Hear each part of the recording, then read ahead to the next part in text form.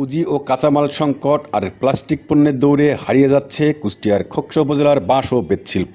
কমছে শিল্পের কারিগর সংখ্যাও। একসময় এ শিল্পের সাথে ৩০০ পরিবার জড়িত থাকলেও এখন টিকে আছে হাতে গোনা কয়েকটি। সরকারি সহযোগিতা না পেলে এই শিল্পটি পড়বে অস্তিত্ব সংকটে। আমার সংসার চলে না, তা আমার শ্বশুরের সাথে একটু হাতে কাজ করে একটু সংসারটা একটু চালানোর করি। আমরা চালুন কুলো খৈসালা এই সব তৈরি করি। তারপরও বাপদাদার পেশাকে যারা ধরে রেখেছেন তারা ভালো নেই। উপকরণের দাম বেড়ে যাওয়ায় এখন এসব সামগ্রীর তৈরি খরচ বেড়ে গেছে 2 থেকে 3 গুণ। 100 বছর আগে বিকাশ ঘটা এই শিল্প টিকে থাকতে সরকারি সহযোগিতা প্রত্যাশা করেন সংশ্লিষ্ট কারিগররা। আমরা আগে বাসার কাজ করে সংসার চালা খাতাম, এখন আমাদের এই কাজ করে সংসার হাজিরা হয় না, সংসার চালা খাতে পারি না আমরা। তা সরকার যদি আমাদের একটু সাহায্য মতো করতো তাহলে আমরা চলতে পারতাম।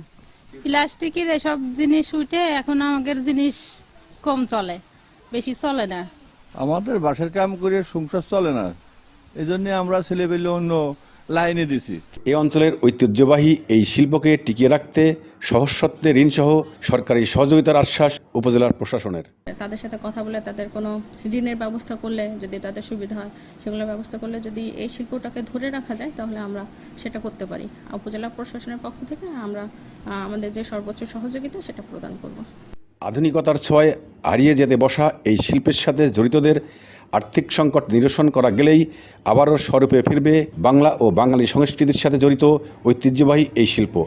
এমনটাই মনে করেন এই পেশার সাথে জড়িতরা। পুলক সরকার, ডেস্ক নিউজ।